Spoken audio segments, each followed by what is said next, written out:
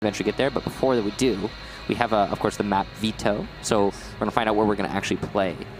All right, let's talk about those. Consulate and Cafe Dostoyevsky banned out. As per usual, we'll play best of one, so these two maps are removed. They were played in previous play day on Monday.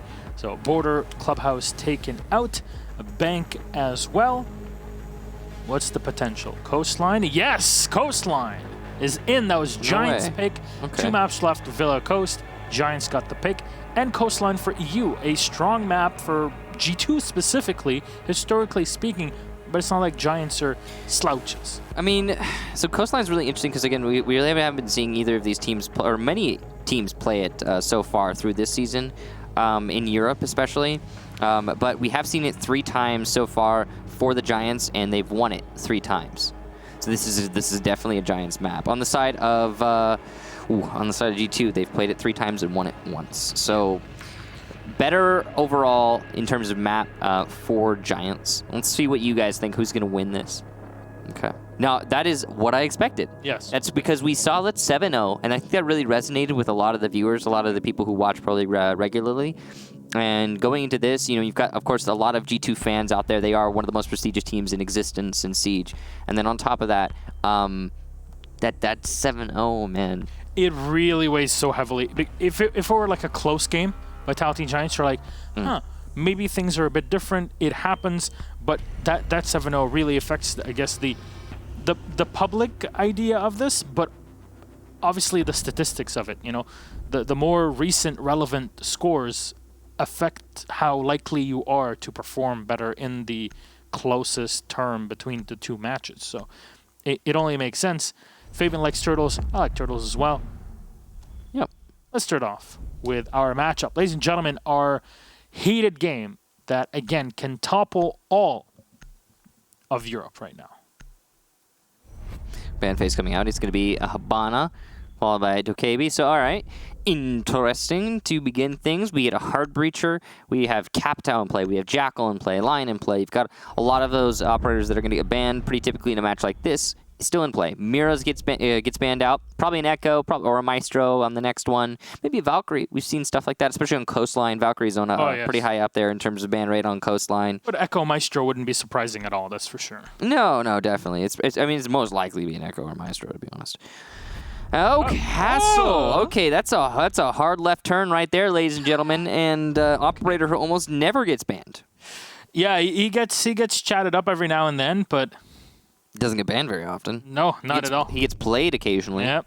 But there he is. I really want to see what Giants think of all of this. There's obviously a good reason behind that Castle ban, and maybe the effects of the round, how this affects G2 when they switch over the defense.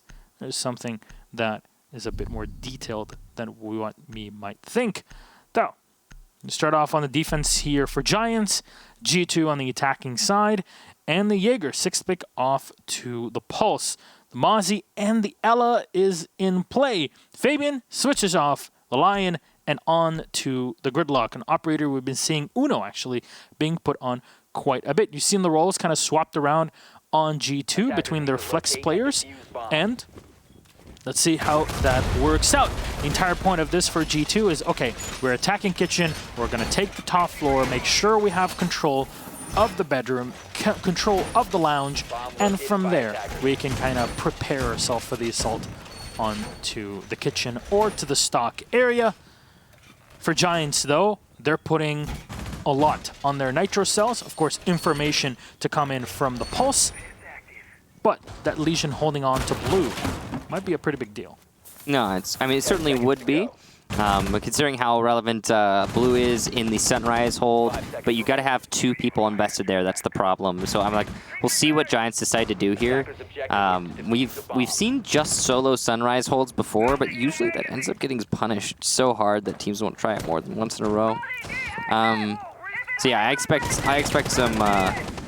definitely some dynamic play from both teams though, because both these squads are aware of what's important when it comes to a match like this, especially on a map like Coastline, and that is really being confident and showing yourself. Cantor-Ketty lead-off kill in the match, but Aces goes quick on the refrag there, and he gets one on a run-out. That's FO12 in hand. Aces is bringing the Aces play from Fnatic.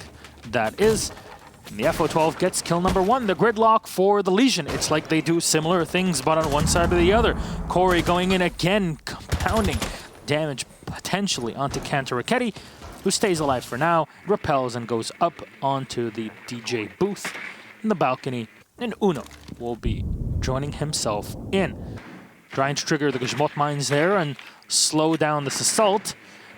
But hey, some things you have to go through, and Pengu now, of course, bringing the sledge and that G2 skin, which we advertised a couple times now. Going to go in and destroy as much of the floorboards as humanly possible. I'm not sure how much soft breach is available on G2. Maybe we can check Goga and Kantaraketi for a moment to see what's there. But Hex, in the meantime, is taking a look and peering at his teammates, his opponents, and giving info. Back to Corey, who lands Nitro on Pengu, and Goga with a refrag, though, on Aces on the run-out. This constant back and forth just will not be stopped here, and there's the one more for Giants. Kantaraketi goes down, and now G2 in a really, really tricky spot. They do have a minute to work with, and Hicks is going to eat a lot of damage there through the drone hole, but he does not get finished off by Goga. Good sprays coming in here from Goga overall. He needs to do a little bit more work. Uno above has a lot to do as well. Alphalma Insight goes down, and there goes the ACOG. That was going to be very important on the actual site take. And again, that whole minute with for G2 is quite substantial. They also are, looks like, aware. No, they're not aware. Corey's in the main lobby. He might be able to get a free kill on the Goga, depending on what corners Goga checks. He checks the wrong ones. The Fuser's on the floor as well. Corey's in the house, but Uno gets one on Hicks. Flashbangs are thrown in as both players are at max HP, but the Maestro camera was just giving info to Corey. 30 seconds in. Is there a Nitro cell? No, there is not. Corey actually is now going to use the floorboards that have been pre-opened by G2 to try and defend this. It locks in from above, and Corey fires down, but no hits. Uno is going to be able to run away into the kitchen. Corey will be forced down to dive. He's going to be checking in. Uno will stick the diffuser and then go back, hold on from the back of kitchen. Maybe even, oh, there you go. Just right in the middle of it. Has a bit of an angle to use. As he rounds the corner, the head from Uno. Hit, Corey's down. And man, what a back and forth round. But G2 in the end prevail. And that's round 1 going the way of G2. That was beautiful play from Uno. He knew that there was somebody by the main lobby, so he pre-aims it immediately after his initial engagement with the pulse. Then he comes over to the main lobby, hears that he's gone upstairs because he can hear the footprints above. No matter how much you try to mask them, when somebody's rummaging around above you, it just really is obvious. So Uno picks up the diffuser, rushes into sight. Now he sees that the holes have been opened up by him and his teammates earlier in the round, and because those holes have been opened up in the site, Uno's like, okay, I cannot just take this rush immediately because he's going to be watching from above. So he times his rush perfectly. He gets across. Corey can't get the kill on the cross. That's on Corey, which forces Corey to drop into the main lobby because there's no other way he's going to be able to get back to the site in a quick enough manner in the post plant to win that round. And then Corey, position known, Uno, planted in this perfect spot, just holds it out on a pixel angle because Uno knows exactly what's going on there. Uno had full control of that engagement throughout the round. You got to be impressed by his play there, his game sense, and his ability to isolate Corey upstairs. I am questioning one thing, and it's on side of Corey. I don't know why he decided to move upstairs. There's a lot of vertical destruction, yes, but I don't know if that was the right play considering he had the diffuser. Well, hindsight's 20/20, of course, and maybe in Corey's mind, with the information he had, he was making the right decision. But moving on, G2 take the first round. All right. How is this defense set up now for Giants? They have a lot of open walls to run with, and as you said, sometimes it really just comes down to the information that you have, and you play off of it. You have to trust your teammates, and in that case, it was Uno that would just set up in the perfect angle to deal with the Mozzie rotating back on sites. No picks early on here in the round, as we saw in the previous one. You'll see Kantaraketi dive back down into the booth, the DJ booth here, and then take control of VIP. That's really your next goal. The drone drops down on the floor. Not sure that was intended or not, but you're going to be able to drone downstairs regardless. Fabian making sure that there's nobody in the penthouse. Bathroom is clear as well, but there's one player in 90. And see, that's either the mute. Oh, it's a smoke, actually, from Hicks. He's contesting in VIP Lounge. Will fall back and just trying to waste as much time off of G2 as possible. Well, G2 have been pretty quick on the roam clear here. They've been forcing these players back very fast. And thus far, Giants haven't really been putting up much of a roadblock. It looks like they're okay with letting the top floor disappear on this double bar defense. And that's, that's understandable. It looks like G2 just want to take control of the top floor, use their vertical play. They're going to use gridlock to try and deny the rotate back up. Gridlock is going to be a very direct way of doing that. They haven't actually gotten control of top just yet. You can see there's one player by Vase. It's going to be Hicks. He does miss the drone there, and his position's been called out now. So G2 are going to be hunting him. Okay. Looks like he might have fallen back. He should have. Yeah, he's just going to be closer to the blue stairs. Better position if you're going to bring out the shotgun or go for quick peeks and fall back. I'm not sure if there's goo mines to support him that were placed by Rise before, but Hicks will fire in a couple bullets and then fall back. That's a good fake out there from Uno. He's now aware of his enemy's location. Shoots the ADS before he throws the flash, so not to waste anything. Hicks is actually full blind right now, but the engagement doesn't come because he's just using those flashes to clear the barbed wire. Good control there from Uno yet again. Pengu opening up above, trying to deny the rotation there for Hicks so he can't play by the Sunrise bar. This vertical presence, again, working out for G2, but the one big thing is the time involved here. And as Corey takes the lead-off kill onto Fabian, it's getting even worse for G2. A drop there from Uno, and he gets shut down by Rise. G2 starting to lose too much manpower to recover from. And as they push in through exit, they've only got 25 seconds to make the plan happen. Good cover from above from Pengu, but he's got to worry about his flank because there's no one to watch it anymore. Too many picks for Giants. Here comes the plant by default spot. Kento sticking it. Gas canister comes out. Will not deny. Good cover from Goga, but can he kill all of the enemies? Yes, the answer, I suppose. Enough to get the plant anyway. Cantor Ketty dies, but he was the planter, and that's fine. Goga gets another one there on the post plant, and from above, Fabian, or rather Pengu, still alive. He's going to get two, in fact, and he has the vertical advantage over Corey. And once again, this vertical game not working in the favor of Corey, and he's going to have to retake onto the Fuser now when Pengu knows exactly where it's coming from. Here comes Pengu with the triple, and G2, 2 rounds in a row. That's a beautiful round there overall, and a nice take. G2 playing the basics, really, when it comes to top control and Coastline in general.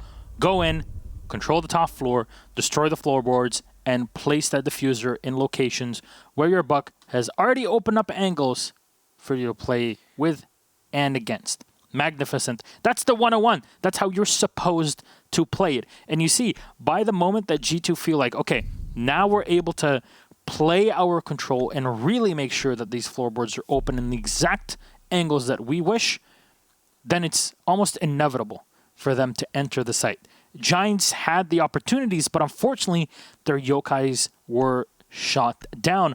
Goga, incredible play, demolishing the yokais, and also the 2 players that try to run back onto the site. Unfortunately for him, the Jaeger kind of came around the flank and fired up upon him from the kitchen. It wasn't enough for him to control the situation, but Pengu was ready and calm, and he found the last one to make it a 3K for him. 2-0 for G2, and Giants go back down to the kitchen. Wasn't it a 3K for him? Hang on, can we flash that scoreboard again, Marsu?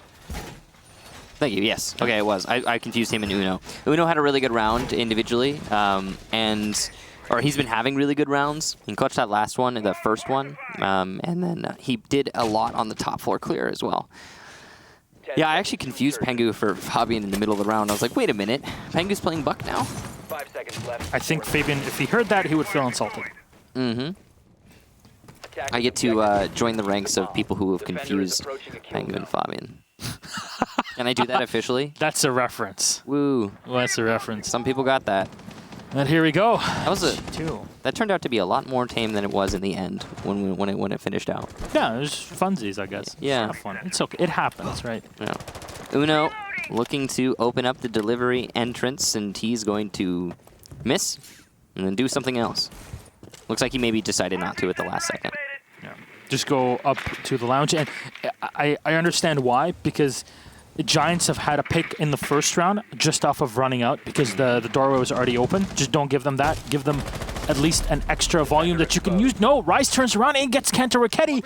You were talking about runouts. Yeah, he gets it, and this time it's off of the double bar.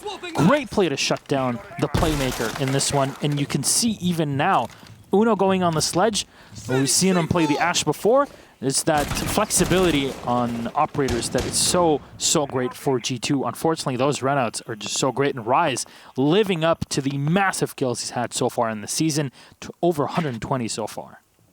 Corey challenging the front door, very dangerous. Hicks has Corey C4 pre-placed underneath the... Oh no, the timing. Hicks looks away. He's going to have to use his own C4, but he'll miss that. And the second one looks like it's not going to actually be able to detonate because Corey's dead now, so he can't detonate it. That is a terrible blunder from Giants, and as they continue to lose bodies on the site and elsewhere, Hicks is trying to recover it by running out from the main lobby. Somehow doesn't get punished by Fabian, who is here on flank watch. But... even man count, so it's not the end of the world for G2. Oh, Hicks. Look at this position on 90. My. He's completely unknown here. Go for it. Go for it. He needs the information. Does the sludge? No, not yet. Hicks turns around and fires in. He gets 1 kill and then retreats immediately before Pengu can get the refrag. That's huge. Don't be too greedy. Oh, he's just going to keep playing on 90. Yeah. This is genius. You're going to have to waste so much time for this. And rises downstairs, and he gets another. Hicks, no HP damage taken. And Fabian will be dropped, all on Pengu. As Giants are still left with 3 players, and there should be goo mines surrounding the site. Quick shots here coming out from Alfama as Pengu gets shot down. Well done. Looks like Uno's calling for a rehost, so we will be likely doing that in just a second. Ace is making fun. I need healing. I need healing. And we'll be doing a rehost just real quick, and we'll get right back into this as soon as we possibly can. Man, this is a couple of rounds, and it's been back and forth the whole time. Yeah, it certainly has. That was a big round for there from Hicks. We'd seeing individual players step up quite a lot. In the first round it was Uno, second round it was Pengu. That round it was Hicks. So I imagine we're going to be seeing a lot more of that as we continue to play this out. One big thing there is that we did not have a very solid roam denial from G2.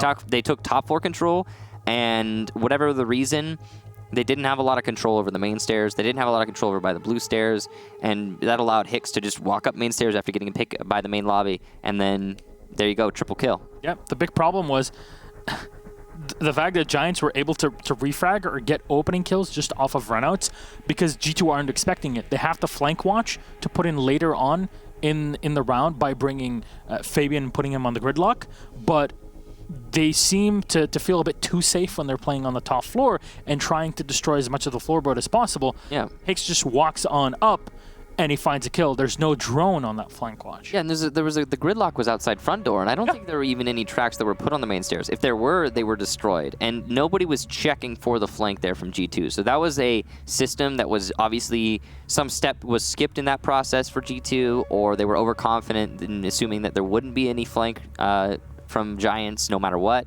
Whatever the case, Hicks really found the gap in G2's armor there, and he managed to punish G2 well for it. The question is, are G2 going to be capable of learning from that mistake? Yep. Now, based on the fact that we are doing a rehost right now, I think that there's a high likelihood that there will be some changes on the G2 side, because they have now 4 or 5 minutes to think about what just happened and to force changes to happen. And when you're on the attacking side, that's really relevant. Yeah. Because you now know that, all right, there's a problem. Hicks got upstairs somehow. How is that?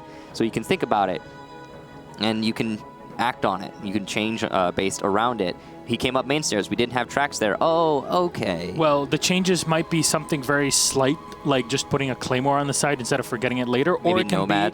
It can be a Nomad. It can be bringing a Lion. It can be bringing a Dokebi. But I guess the Nomad would be your safest bet in that spot. I would be bringing a Nomad for sure. I think they probably want the smokes, and that's why they're bringing the gridlock. Or maybe they just feel more comfortable in track steers.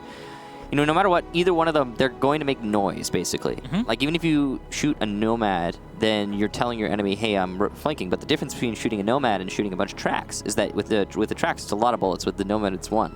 So in theory, there's a lot more maneuverability if it's Nomad, but there's also a higher likelihood that the Nomad will have a direct influence over that flank. Like, for example, in that last round, if Hicks had met a Nomad, I don't think he would have actually been able to make the flank happen. No. Because I think he was rushing up those stairs, man. He was sprinting nonstop. He was going into the fights. The way he was playing, it just seemed like he would hit the Nomad.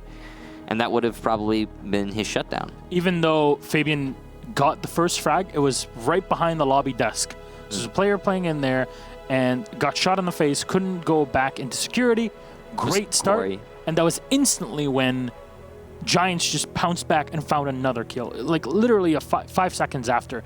So the fact that Giants they might lose a gunfight, but they're getting a kill right after, making sure that G2 at no point or very rarely have a man advantage for too long. Yeah, I mean, it's good assertiveness from Giants, and we're seeing the same thing from G2 as well. You know, for the most part, it's the back and forth of, we don't want to let you just walk away with the advantage. We're going to go ahead and fight you for it. And that mentality is basically built off of one thing, and that is confidence. Confidence in yourself, confidence in your teammates. If you make a mistake and you lose an engagement, you're confident that your teammates are going to be able to get in there for the refrag. Yep. And that's just really, those are hallmarks of good teams.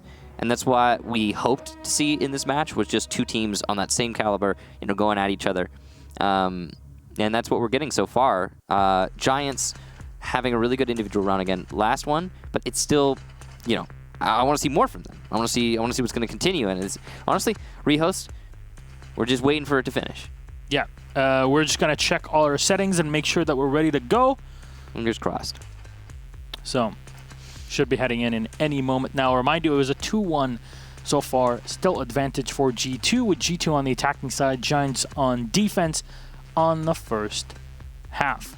So, as always. Looks like it's all good and ready, and we're going to load in here. All right. Uno blaming Aces. You did this, Aces. As usual. It's I don't USB stick. I don't know. I don't even know what the connection is there. But I'm sure there's some kind of inside joke that we don't know. Because he said, like, I hope you don't get it. Oh, yeah. It's like, I knew it all along. Kanter Ricchetti back on the Zofia, as Uno will be bringing the Sledge signature for G2. The Giants, again, will be putting Alfama on the Echo.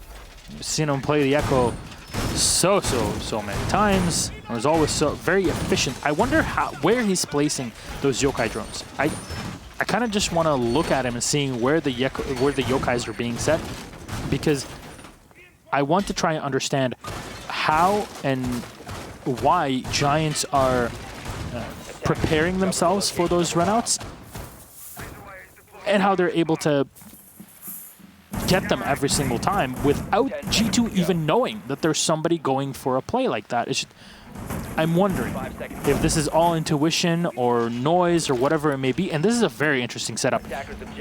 You leave the wall into hookah from the hallway soft, and you blow out the bottom side of it. So you can still look through it, and there's the yokai drones that are set up. So now you'll have info on anybody coming in from the lobby. Oh, can they find the Maestro? Yes! Uno, a free kill on Hicks.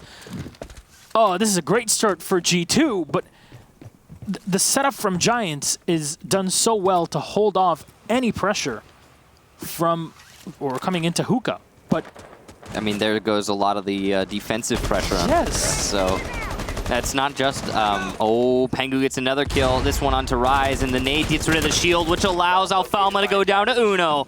What an aggressive take from G2, and it's looking like a flawless round. Ace is the only one who can deny us that, and we'll see if he's capable. Holding onto the doorway, doing his best here. His position known, though, and there goes the C4, the nade to answer, but the nade misses as the C4 doesn't. Pengu's the one to get the kill on the cross, and G2 will take a flawless round. Oh my. And that's their third. Kind of forget that, hey, Zofia exists, and those shields are not going to survive. It was the nade that got it, wasn't it? Whatever it may be, explosive, like a grenade or Zofia, a lifeline, easy peasy. You just blow out the wall and then destroy the shield behind it. Yeah. And that Echo has to run away. And the pickoff on the Maestro, I think, really destabilized Giants, and they didn't really know how things would continue in the round. But G2 were there. They split up so well and so correctly. Kanter Ricchetti went up to the roof to catch off any rotations back into the site in support in the hallway, and he found a kill as well. And there's the Lion. We're talking about it before, how to deny that roam play. That'll be the op brought out. No Nomad so far. As G2 are ahead 3-1 so far. Should they get this round, they'll have a pretty big advantage starting off on their attacking side. Now, double bar play for Giants, and we'll see standard setups from them on the site. We'll probably be seeing more soft walls or destroyed walls from the Giants to hold on to the A-bomb site in blue bar, and then Sunrise or yellow. Maybe seeing maybe somebody holding on to the top stairs. I have to say, G2's biggest positive when attacking the site a couple rounds ago was just the way that they were practically uncontested going into hookah. Maybe this is what Giants need to change up. Maybe. I mean, honestly, what we've been seeing from Giants so far is good. It's okay. One thing I will say, this is really important. This is not 7-0'd by Vitality Giants. So that's already a step up. We're going the right direction, guys. They're definitely much more awake today. And we'll just see if that's enough overall against G2. Another thing, this is a map that Giants are very comfortable on historically. They've won it every single time they've played it so far in Pro League this season, if I'm not mistaken. I'll go ahead and recheck that one before I dive deep on it. Yeah, they've won it every time they've gone to it. And that's 3 times. So that's a really nice percentage to have. Meanwhile, G2 has won it 1 of the 3 times that G2 has gone to it, which is not as great. But G2 also playing really well. So we're getting that competition again that we were hoping for. Now, Fabian playing the Lion. This is why, of course, it wasn't banned. He wanted to bring it himself. But you know what? With the way that this season's playing out, with how close these teams are, you go for it, Fabian. You go get that W. That's all that matters at the end. And really for this game, it really is all that matters. Uno spotting the player, rotating back down on the site in Sunrise Bar, but unable to find the shots. Is a bit too fast there on the Speedy Boy. Kanto, Rocchetti, Uno, and Pengu will be taking control of the top floor. Kanto opening up an extra angle to support his teammate, maybe on the entry, just checking if there's somebody downstairs in the office. And Goga enters. Smoke will be thrown right in his face. It's not hospitable. Fabian still finds a kill on Alfama and takes down the Echo. A huge pick for G2. They've been getting a lot of those early picks. G2 have been super on point with landing shots like that. As Aces goes down, G2 with a 2-man advantage, make that 3. Perfect shots from Uno, and he's going to get a 3rd. No, it's going to be Corey to win that fight, but he'll be on 50 HP, which is not ideal, of course. But Fabian takes down Rise as well, leaving just Corey. So with his 50, he's going to have to work miracles. It's just not going to happen. G2, another beautiful execution there. Almost flawless, but just barely not. And they will move forward already at a 4-1. Ladies and gentlemen, if you're watching right now and you're wondering, how can Giants go to Japan? What's at stake here? Giants need a tie or a win. It's at 1 point or 3. I mean, and you go. Any amount of points. Just anything except for a loss. Yeah, and the reason that is the case is because the only team that can, if Giants are at 28 points right now, okay? They're in first. If they get 29 points off of a draw, the only team that can catch up to them is Na'Vi. Because G2 and Empire, the next best teams in Europe right now, are at 22 points currently. And with only 6 points on the board, they can max out at 28. So Giants need but 1 point to secure a spot at land. That's it. Just 1. And well, I mean, it's been hard for them in these last few play days. A lot of people thought that the Vitality match was going to be Giants. That was the last match, the previous play day for Europe. A lot of people thought that Giants were going to go up against Vitality. They were going to win there, draw there, whatever. And then, yeah, there you go. Congratulations, Giants. You get a land spot. Good job. That did not happen. Nope.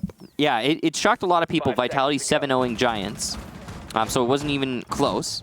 And now they're having to fight against today G2 and in the next play day Empire. So they lost their what you would consider to be the low-hanging fruit, you know, the one where they're gonna take it. And now Giants have to fight harder. This is the same situation with NIP in Latin Oh America. no, is that a default cam? Yes. Oh no.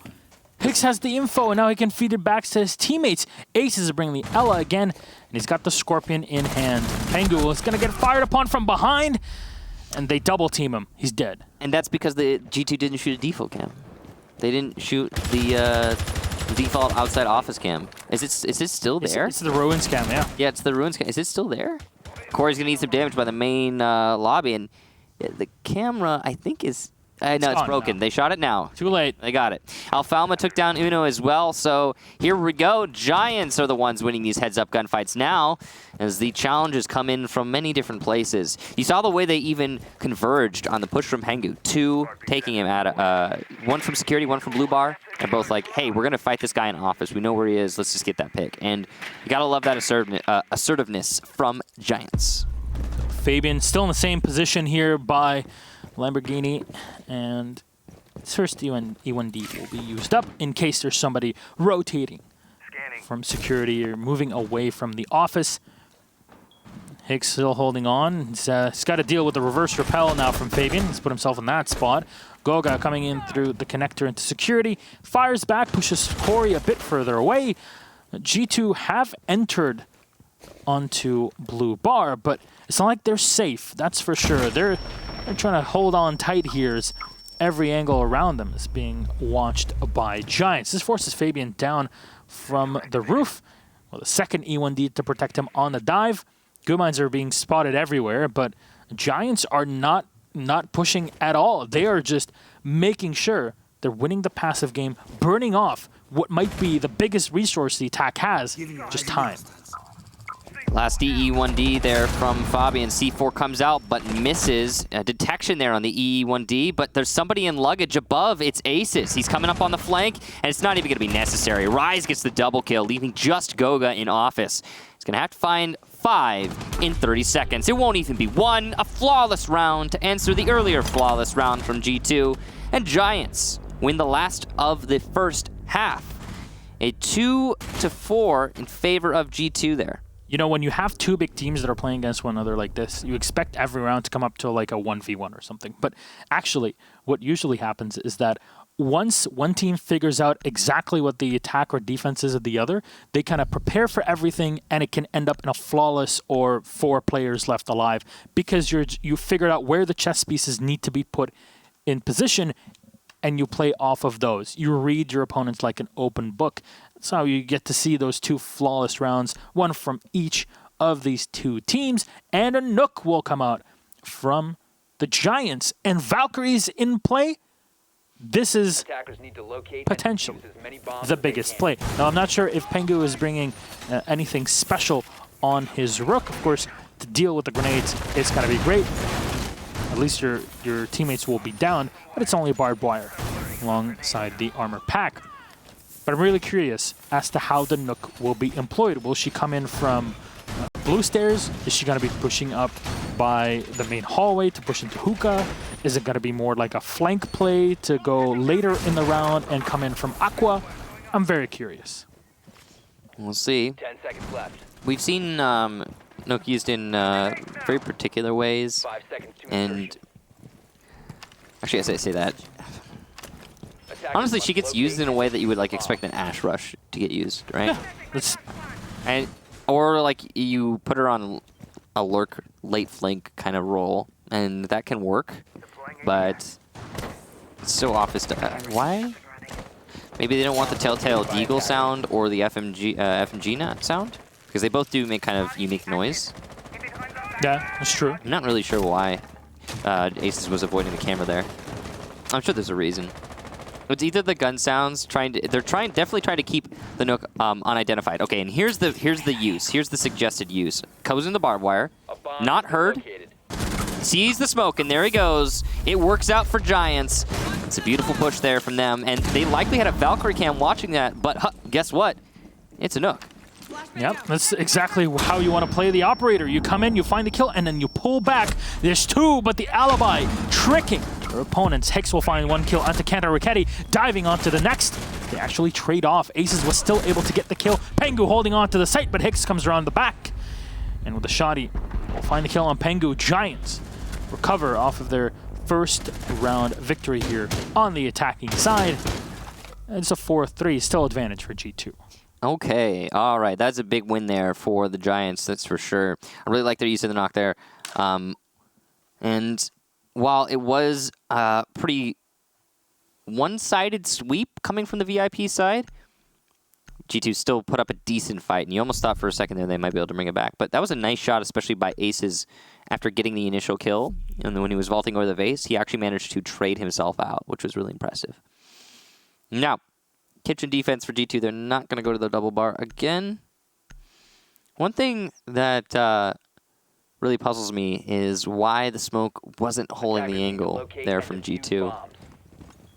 He actually had a good moment to where he could have gotten the initial kill. Yeah, because the Nook looked the other way and then turned back onto the smoke. Barely saw the smoke, but the smoke wasn't looking the right way. It's unfortunate when you see stuff like that happen. Of course, there's a lot of angles for that guy to be holding, a lot for him to be thinking about. We didn't see the refrags come out for very long after that initial kill from Giants. Now, going to kitchen, very different way to set up here. That way that Giants played the Nook in the last round, you probably won't see that ever again. Yeah. G2 are going to be on their toes, looking for that sort of thing for the rest of the match, and because of that, Giants won't want to bring it. And if they do, it probably won't work. But we'll see. Maybe they have some crazy strats for us. Some new ways to use the same operator in a similar way. There you go.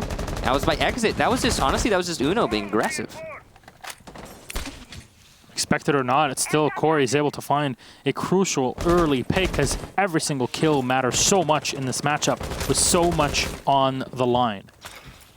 Yeah, basically the result of this match is going to determine so much for everybody else. Like, this is a really, really important, not just for Giants and okay, Aces will get a kill on a Cantor or Ketty, but be downed by his teammate. And yeah, low HP there, but still such a man advantage. And as Rise gets Goga on 90, G2 are really starting to fall apart. Their defenses have not looked great, if we're being honest. Rise loses the drone, but finds the enemy, and that's the most important thing. Fabian trying to hold on to the bottom main stairs, and he's doing his best, but he's not even near the anchor. He's trying to hold on to the main lobby so his teammate can focus on holding kitchen, but that's not going to work out for him as he's taken out from above from Rise. Just Pengu. I mean, we've seen crazy stuff from Pengu before. I don't know if this is going to be one of his moments. Hicks is locking things in as Pengu will find one kill. And they come on in. Pengu gets one, but then just because it's a soft wall, you're going to get shot. Alphama is ready for him. And they're just doubling up, pushing up together. They know that there's one last player inside. They just needed to refocus. And those Giants tying it up 4-4. I am not sure what happened to G2 in that previous round because Giants were kind of... They've just picked them off one by one. And Rise, throughout this entire game, has just been doing so well. I mean, I don't know if we can flash that scoreboard for just a second. We'll remind you that this is after the rehost. Any score lines that you will see in just a second. So... Not until we are into the round, remember? Because everybody complains that, hey... Operator selection, 6 picks and stuff like that. It's there. That's Pulse. Everybody's going to complain about something. So we got a Pulse instead of a Maestro. It's interesting. All right. Now it is going to be double bar, and there you go. 5 kills in 2 rounds, right? It's been a little bit longer than that. 3 rounds. Because 3 rounds, I think. Yeah, they came back. It was 2-1. Right. That would be 5 rounds then. Oh, actually. Huh. Yeah. It was pretty equal, but I have to say those impact kills have definitely been present for Rise, going on the Ash, of course, on the attacking side. I think it's been a good team effort from Giants too. Yeah. Like just in general. And it's usually what it is like one player in particular will stand up in any given round. And that's really, it's cool to see.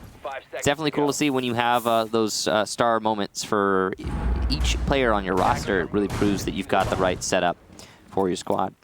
Now that last round, well, honestly, no, not that last round. This whole half, which is only 2 rounds so far, has seemed like G2 are not very comfortable on the defensive side. If we're being honest, they really haven't looked great on defense. Giants, on the other hand, now that they're the ones setting the tempo, they've looked absolutely fantastic. Because Giants are allowed to take control of what they're allowed to take control of, and because they feel confident in all their movements, everything's just looking good for them. And all of their challenges tend to go the way of the Giants. So we'll see if that changes. But it's just been a case of the attackers feeling comfortable, and that's definitely what Giants are showing us right now. Again, a reminder: if Giants win or draw here, they go to Japan. Yeah, that's as simple as it gets. And G2 really need every single round or point as well to make sure that their dream stays alive, because Empire and Na'Vi are right behind them. So it's not like there's a lot of flexibility. Corey, so close. Just a little over the top there. It was hard to make out the mute because his uniform was blending in. Oh, actually, no. It's a shield. Well, you know what? We're the blind ones then. Giants going to be holding on to the top floor while they're still trying to pressure their way into exit. C4 comes out there from Pengu, but it misses.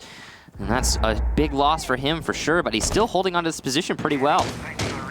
I'd love to have a grenade in this situation. Nyx might be in support later on, but he's upstairs, opening up as much of the floorboards as humanly possible, and this is the beauty of the new shields. You don't have to peek, you don't have to do anything, just look through the slits. Rise will drive one player down, and Hicks comes around to confirm the kill and find another one. Pengu will take down Aces, though, in the meantime, and a shotty onto Corey to turn it into a 3-3. Rise is low in HP as there was a nitro cell brought up, and I'm not sure if that was from Uno or Pengu, but it's at least some advantageous position for G2. Pengu used his earlier, so he won't have any anymore. That's a big recovery from Pengu as well. And Fabian, by the main lobby in the bathrooms, will take down Hicks. A vault in from Alfama, covered by the EE1Ds. Lots of time left on the clock here, but he's trying to find and corner Pengu. Cantor takes down Rise, which means it's just Alfama. He doesn't know where anyone is. He won't see Pengu, and that's a triple for him. Great job to Pengu on the recovery, on the lockout, and for G2 for surviving despite losing that man advantage for a decent chunk there. G2's positioning of Pengu is just insane. And if only you could clear that, then the opening was there. But you saw when the IQ was scanning about and seeing what's behind that reinforced wall, you saw many ADSs, you saw jammers, you saw the whole lot, making sure that that position Pengu taking is unbreakable, that you can't really deal with it, even if you try to play it from the top, even if you chucked in EMPs or tried to destroy anything. Not even sure if there was there a Thatcher in play in the previous round? I don't think so. There was the Lion in play. That's why you had the switch off, right? Don't recall any. No, but there might have been for all I know. No, I don't think so. We didn't really see the effect, but if there was, yeah, it wasn't a very effective one. Exactly. That's really the end point. But yeah, 5-4 advantage for G2. But again, a reminder, we'll be reminding you of this like pretty much every round now, because the stakes are really, really high.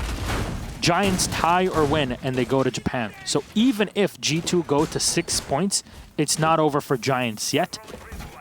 And every single second is going to matter in this matchup. We'll see Aces bring in the Nook again. He was very effective with it before, and I love the way where he just came in the hallway. We were expecting him to come in through that position. Probably come in, go with the pick off on the smoke, and then fall back instantly whilst having support from his teammates right behind him in the hallway in VIP. It was a great coordination, and the drones were really able to solidify his way into that kill.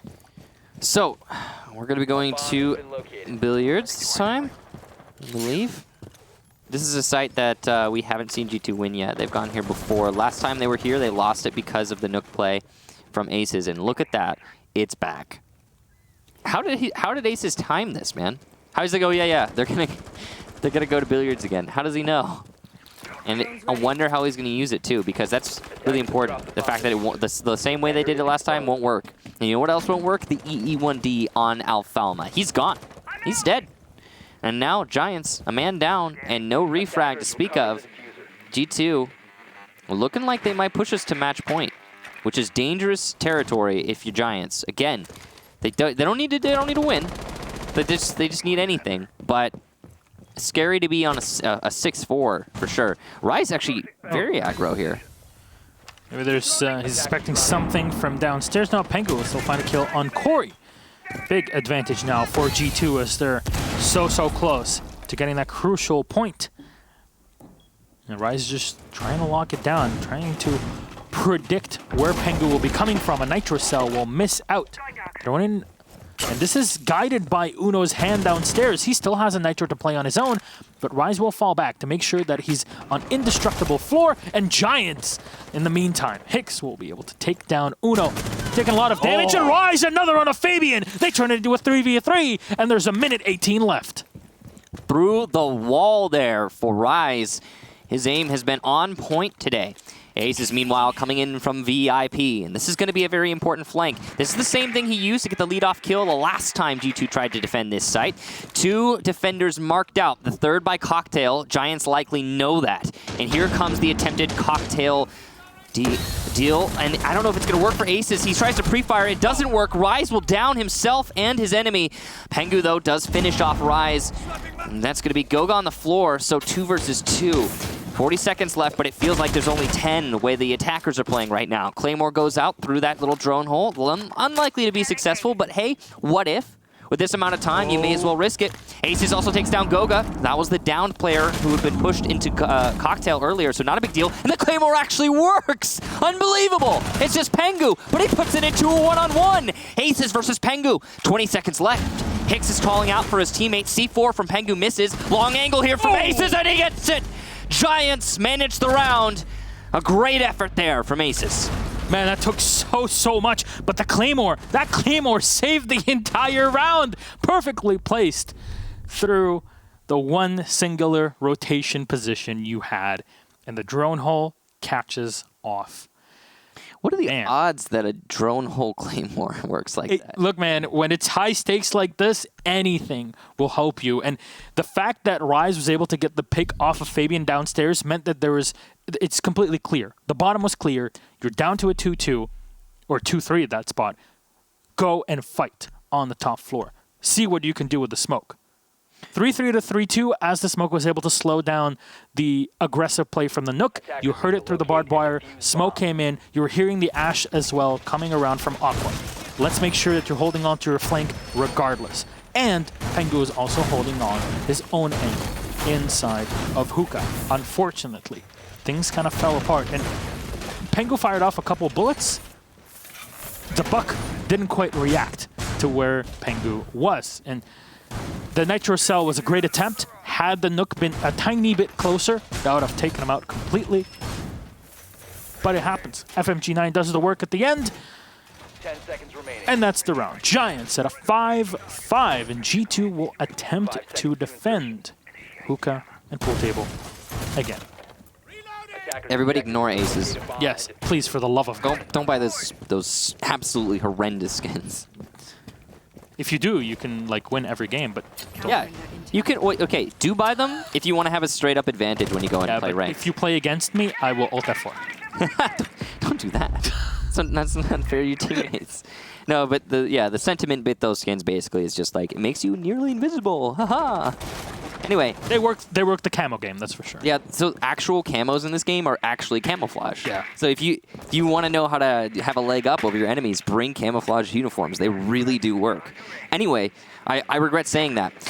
Now, 5-5 here, G2 versus Giants, and Goga gets the lead-off kill, but we've seen that actually bounce. Oh my God! Aces is on point! Oh my! A clean headshot onto Uno. And he's going to get another onto Fabian, who walks right into his welcoming arms. Ace is just absolutely tearing his enemies apart. There's the Nook and play. No matter what you do, the cameras are not going to be able to do much to it. We talked about this. G2 said it on stream. They said it on Twitter.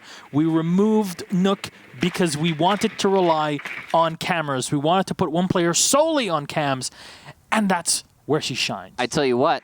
Aces certainly heard when they said that on interview. Yes. Because now that the Nook is available, it's getting played. And it's getting played well by Aces. Pengu eats a lot of damage there. I can imagine Aces' performance today is actually going to set the FMG as a meta gun. Well, 3 kills away now, Giants, from qualifying to Japan. That's as simple as it gets. But Pengu will take down Corey. Pengu's solo and HP still, so being able to get the frag on the AQ is huge. Rise will flash in. There's ADS's catching off. He fires in. He's solo on HP. Oh, Kanta Raketti wins the gunfight. Up to Aces now to go back for the gunfight, and he finds the headshot. He's watching into blue stairs as well. And Alfama slow on the rotation, but he should be able to grab the diffuser in just a bit. Pengu being solo on HP can't really move around too much, and the diffuser will be caught at the last second. There you go. Alfama immediately running off. And he has support as well from Aces on the opposite end of the map. Here's the big thing. Because all of these attacks have been so very quick from both teams even, that means that despite all these engagements happening, despite being a 2 versus 2, there's still 30 seconds left here for Giants. So as they move their way over to Aqua, this is very winnable for them. They don't need to rush. No EE1Ds for Alfama. Those have been used to take out players in the early engagements. Claymore goes in through a different drone hole. I wonder if it's going to work this time. It's on the behind the couch there on Cocktail. But down is Pengu! Oh no! That means it's just Goga! But he'll win the fight against Alfama. Will it be 2 clutches in a row for Aces? He's going for it, and he gets it! Incredible! What is that positioning? The movement, flawless from Aces. And Giants go on to match point. And with that, they guarantee themselves a spot in Japan. Aces, beautiful parkour play. You think we're playing Assassin's Creed? It doesn't matter. Assassin's Creed, Giants, they're going to Japan. And it's in. They get the point they need. They're the first team in Europe to do it. And at 29 points, no one can catch up to them and push them back. Navi can catch up and go to 30 points, but it wouldn't matter. Yeah. Neither G2 nor Empire can beat them at this point. Yeah, so the big thing here is, while, yes, Navi can get 30 points total in this season, because they're at 24, they can get 6 total. 30 points is possible. Giants are at 29. That would push the Giants down to second, absolutely. But it also, if you're looking at other teams, nobody else can take over 29. Nobody can get 29 points. G2 can at most get 28. Empire can at most get 28. And yeah, and then I don't even need to go further than that. So with that 1 point there, Giants are either first or second out of Europe, depending on how things play out here today. But they guarantee themselves, at the very least, a land spot. If Giants win this match, if they take this final round, then I think they guaranteed first. They guarantee first off that. Because, again, the most points that anyone else can get is Navi, and the most they can get is 30. And that would give, if Giants win this, it would be 32. So that's really big. It's really big for Giants. Oh, my. Congratulations to them. Yes. A big sigh of relief. Got to be happy about that result. A lot of it, I got to say, off the back of Ace's performance here today on the Snook.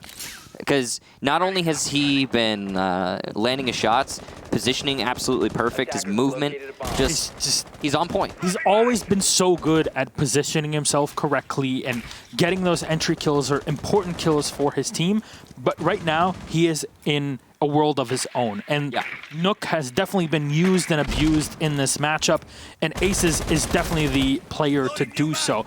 He's been known for his great plays on the Dokebi, and if there's any operators that's going to disrupt you even more with that SMG, it's the Nook. I don't think that, so one thing I said earlier is I think that Ace's performance today is going to set the FMG as a meta gun. And the reason that's so relevant is it's been out for ages. But he's also doing the same to Nook right now. There you can bet there's going to be more Nook being played. Anyway, getting into this round, Cancer Ketty already gone. An early lead for the Giants and an abundance of top floor control and flank watch set up by the Giants upstairs. Now with that, they can start to open up above this double bar defense and start to position themselves to win. But Pengu is going to continue to fight on. Pengu has been the light for G2 through this match, and he's going to keep that up. Rise opening up the office, and is there anybody here to contest? I should have fallen back into security. Aces is watching from above, providing a recite, and so close! You would have expected him to be all the way back in security by now, but Fabian gets Rise before falling so fast to Alfama. And they have cleared one part of the map. They still have to decide on how they enter. And because we've seen how great G2's hold has been on Sunrise Bar, that might not be the play. And Goga will rattle off again as Hicks will be eliminated, leaving Aces and Alfama again as the last two, and they have half the HP that G2 has. Here we go. Giants pushing into office, Aces specifically. He's using his ability to make sure that nobody knows where he is, but Uno definitely heard him. You could see the micro adjustment on the crosshair. He's waiting for the push from office. Meanwhile, upstairs, Alfama goes down. It's all Aces. He's clutched 2 rounds in a row for Giants. This, the third. But will it be a clutch this time? It's a much more difficult task, as it's a 1 versus 3 against 3 full HP opponents, but it's certainly possible. And based upon the play we've been seeing from Aces today, it may be even probable. is going to be positioning himself between a rock and a hard place, the blue stairs and the blue bar, and it won't even be necessary. The gunfight comes in from Sunrise, and G2, at the very least, get themselves a draw. And that'll be 1 point for each, but still, Giants going to land. They get the cake, and if anything, it's a sushi cake. Have you ever had a sushi cake? I have not. I want to make that. Is that a thing? I want to make that. Yeah, Tell me that's not a thing. I've seen it. It is a thing. And Oh, gosh. It's like just a sushi roll that's just much bigger. So as much as Ace has had an amazing performance there, I want a quick sidestep there. Pangu actually had the best performance overall for that match. Pangu was the shining light for G2, and Ace is, the clutch master, but that was a team effort from Giants. They all played together, and you saw that that's the cohesion that you're expecting. Both teams played excellently. This is what you're expecting when everything is on the line in a matchup like this. It turns into a 6-6, which means G2 are only able to get 1 point out of it. Yep. What does that say? Oh, we have an interview regardless. Because Giants won, even though it's a tie, but because Giants won, we can talk to them before they go to Japan. Well, they didn't. They got their spot. Right? They won the big show. They're the ones who overall, they took away something from that. Let's have a quick chat. Bonsoir, Crapel. Congratulations. How you feeling now? Well, I have to say I feel pretty good. I mean, we're going to Japan, so how could I feel bad? When it got to 5-5, what were you really feeling or thinking? Just sitting in your chair there, listening to the comms in your team, and trying to watch as best as you can. Honestly, I was literally praying. I was like, please do it, please get next one, and we did. So that was super loud because everybody knew that with six rounds, whether we won or not was more like of a personal ego stuff, but we knew we were off to Japan anyway, so it doesn't matter. It got super loud. It doesn't matter. It doesn't matter. So that said, the Nook, man, is it just aces or is it the combination of aces and the sneaky Nook? It's a mix of aces being insane, Nook being really good against people who rely mostly on information like G2 does, as well as really, really good information. We had information on pretty much all of them all the time. So that worked out super well. It really did. I mean, we looked at this when you guys were on your defensive side, and we're like, okay, this is close, but 4-2 at the half, it's not looking maybe great when you go to the second side, and then the Nook comes out. Now, how were you kind of staging those runouts to get those picks on G2 and the so important refrags on the defense? So we knew they would play super aggressive. So the plan was just take your gunfights as much as possible. Take all gunfights together. Try to be at least 2 people together when you take every single gunfight, so that if the first person die, we can always get a refrag. It's something we're working on for a long time. It's something that's still very inconsistent. Sometimes we do it really well, like we did today. Sometimes we suck at it, like in the warm-up screen, for example. So it's something we really hard work on, and today paid off because everybody was on point on it. But it's really something super important when you get to such a high level. Yeah, definitely taking a page out of Empire's strat book in that. But really, it should be a strategy that everybody employs. And if we talk about it every single time how important it is to get the refrags, that matchup between you and G2 just says everything when it comes to this. So thank you again for validating our points. It's always something we're looking forward to. But, Capel, with this said, 29 points is, at least for now, how you end the season. There's still one more play day, but it doesn't matter for you. You've qualified for Japan. We're not sure if first or second place. That's to decide later on today and next play day on Monday. Anything you'd like to say to the Giants fans? And maybe, what are you really looking forward to the most? Your performance in Japan and Japan in general? Well, I mean, everybody dreams to go to Japan, right? You're telling me, man. I'm waiting for my visa still. Oh, I hope I see you there. So I really want to thank everybody that supported us, whether directly or from far away. It really means the world to us. At the beginning of the season, going to Japan was definitely our main objective, and we showed that we were a really good team throughout the season, and we managed to even not choke too many lands in the middle of that. So that went pretty well, and I'm really super happy. Like I don't really even have the words to say anything. If anything, you're going to have two lands to see. Maybe you choke one, maybe the other, maybe none of them. That's Invitational 2019 or 2020, excuse me. Invitational 2020, where you're qualified to as well. So hey, big plays in the future, and definitely proving the organization that picking up the team was the play. That said, Capel, thank you very much. Congratulations again on your tie today, I guess, but overall victory to go to Japan. We'll see you next time on Monday. Thank you very much.